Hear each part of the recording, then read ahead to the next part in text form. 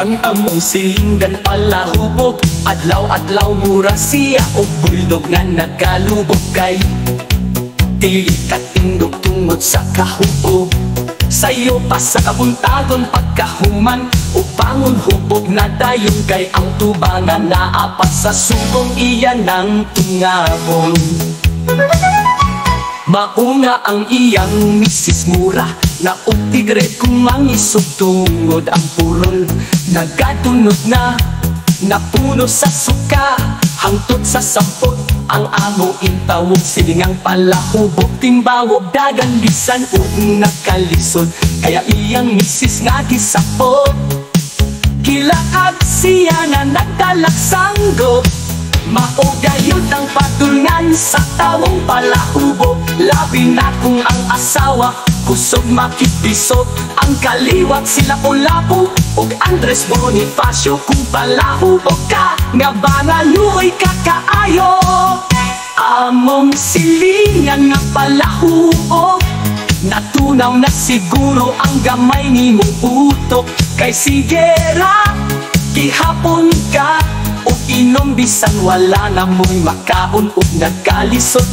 Kaluoy sa imong pamilya kay imong gibaylo sa botilya. Nagsukol na ang tiyan ug nagsiga na lang ang mga mata pag-uli nimo sa inyong balay. Wala kay dala unya hubog pa ka.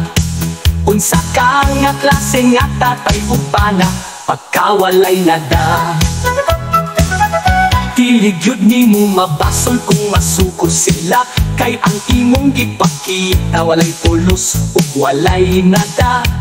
Lisod ka respetuhon ug higugmaon kay wala nimo ang pingi ug gitarong ang imong kaugalingon. Maong ayaw ka tingala kung gudon ka ug balisong. Maogayod ang patulngan sa tawong palahubog. Labi na kung ang asawa kusog makibisog, ang kaliwat sila Lapu ug Andres Bonifacio. Kung palahubog ka nga ba naluoy kakaayo, among silingan na palahubog.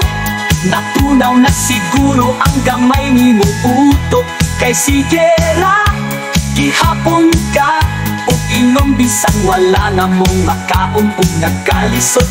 Kaluoy sa imong pamilya kay imong gibaylo sa botilya. Nagsukol na ang tiyan ug nagsiga na lang ang mga bata pag-uli nimo sa inyong balay. Wala kay dala unya hubog pa ka. Unsa ka nga klase nga tatay ug pana pagkawalay na da.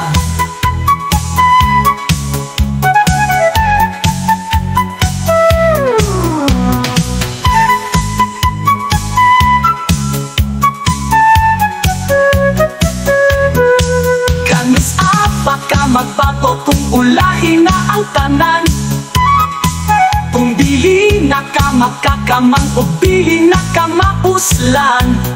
Kinsa kuno ang sa imo mo atiman, kanang imong asawa o mga anak na imong gipasagdan. Ambot na lamang